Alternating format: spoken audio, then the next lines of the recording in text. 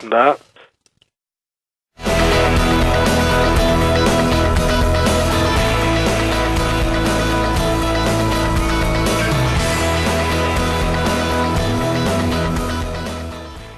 예, 화요일장 개장하고 16분 흘렀습니다. 코스피는 7포인트 상승 1915, 상승폭이 조금 줄어들었습니다. 코스닥도 소폭 상승이긴 합니다만 496, 여전히 500선 회복하지 못하고 있는 상황이죠.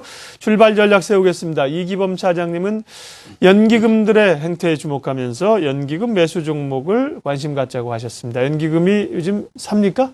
네, 그렇습니다. 최근에 연기금들이 소폭이나마 국내 주식시장에서 좀 소방수표를 톡톡히 좀 해주고 있습니다. 연기금에 대해서 이제 추가 집행 연말 되면 배당 관련 그다음에 연기금 수익률에 대해서 좀 논논이 얘기가 되고 있는데요. 현재 지금 연기금이 국내 주식 비중이 총 담을 수 있는 게 19.3%입니다. 자금으로 따지면 약 76조 5천억인데요.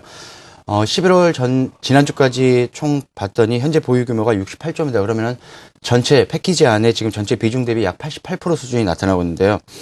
과거 사례도 보면 2010년도와 2011년, 과거 2년치 사례를 보게 되면은 11월과 12월 달에 무려 1조 6,600억 원과 2조 6,800억 원이 현재 과거에 들어온 사례를 봤습니다. 근데 현재 2012년 올해 11월 누적 금액을 봤더니 연기금 현재 약 6,551억 원 순매수했습니다. 그래서 앞서 말씀드린 대로 전체 비중 대비 약 88%밖에 바스켓에 안 들어가 있고 그래서 추가적으로 연기금에 대해서 매수는 좀 기대해 볼 필요가 있겠다라는 말씀 드리겠습니다.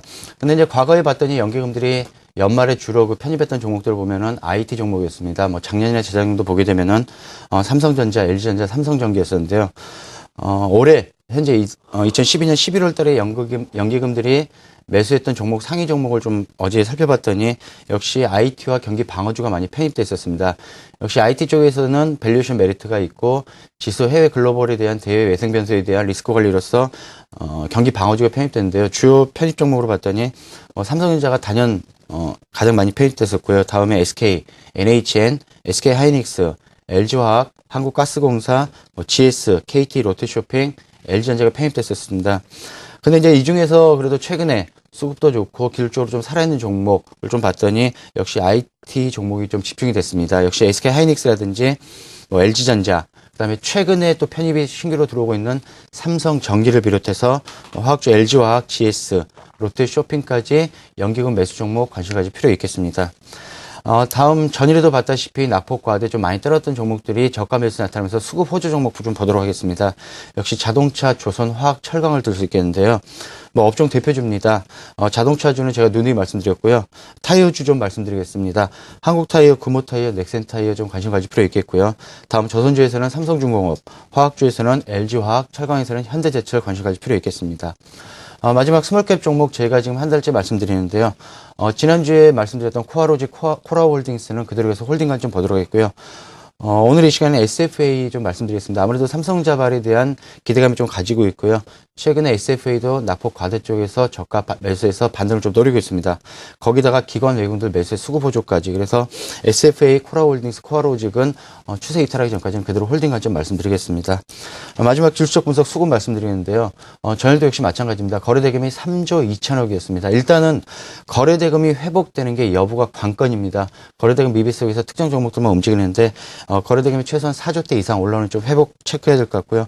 기술적으로는 밴드라인 1900에서 1938포인트 좀 박스권 장세 예상했었는데 아무래도 기술적 이평선을 근거로 했습니다. 5일선과 21선과 위에는 61선 저항대, 박스권에서 어느 형태로 나타나는지 이번 주도 좀 관심 있게 지켜볼 필요 있겠습니다. 네, 이어서 박현경 의원님 투자 전략과 관심 섹터는요? 예, 올해에도 한 달 정도밖에 남지 않았기 때문에 오늘 당장 움직이지는 않더라도 내년까지 겨냥을 해볼 수 있을 만한 종목군들을 앞으로 좀 소개를 해드리려고 합니다. 오늘은 반도체 후공정 업체들을 준비를 해왔는데요. 반도체 공정은 아시다시피 전공정과 후공정으로 나누게 되는데 이 웨이퍼를 잘라서 칩을 만들고 이것을 외부의 선과 연결을 하고 또 포장까지 하는 작업을 후공정이라고 하죠. 오늘 말씀드릴 쪽은 이 후공정 패키징 업체들입니다. 사실 반도체 후공정 업체들의 경우에는 이 메모리의 주된 사용처인 PC 수요가 감소하면서 실적이 상당히 부진했고요. 이러한 실적 감소에 대한 우려감으로 인해서 최근 거의 1년 동안에 걸쳐서 주가가 50% 이상 급락하는 모습을 보여왔습니다. 앞서 발표된 발표된 그 3분기 실적의 경우에도 실제로 좋지도 않았었고요. 그런데 최근 들어서 수차례 정도의 바닥을 확인을 하고 박스권의 상단을 돌파하는 흐름이 나타나고 있습니다. 말씀드린 대로 PC 쪽의 수요는 여전히 감소를 하고 있는 모습인데 이것을 모바일이 본격적으로 상쇄하고 있는 것으로 보여집니다. 실제로 올해 들어서 PC의 출하량이 전년보다 오히려 3.7% 정도 역성장을 했는데요. 이에 반해서 태블릿 PC의 경우에는 전년 대비 66%, 스마트폰의 경우에는 31% 정도의 성장세를 기록을 하고 있습니다. 즉 메모리의 주도권이 PC에서 모바일로 본격적으로 옮겨지고 있다는 것이죠. 이와 함께 실제로 후공정 업체들의 경우에는 모바일에 들어가는 임베디드 패키지 출하가 늘어나면서 10월 들어서면서부터 가동률이 뚜렷하게 상승을 하고 있습니다. 아이폰 5를 비롯한 이 스마트폰들이 지속적으로 출시가 되고 있고요. 윈도우 8이나 킨들 파이어와 같은 신규 태블릿의 수요도 여전히 견조한 것으로 보여지기 때문에 4분기의 경우에는 실적 회복과 함께 수익성의 개선이 빠르게 진행이 될 것으로 예상이 되고 있습니다. 이와 함께 삼성전자의 오스틴 공장 그 확대에 대해서도 주목을 해봐야 될 것 같은데요.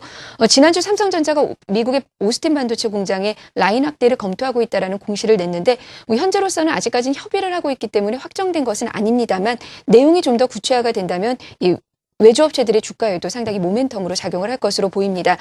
시그너틱스의 경우에는 고부가 가치의 임베디드 패키지 출하량이 늘어나면서 매출이 동반 성장하고 있고요.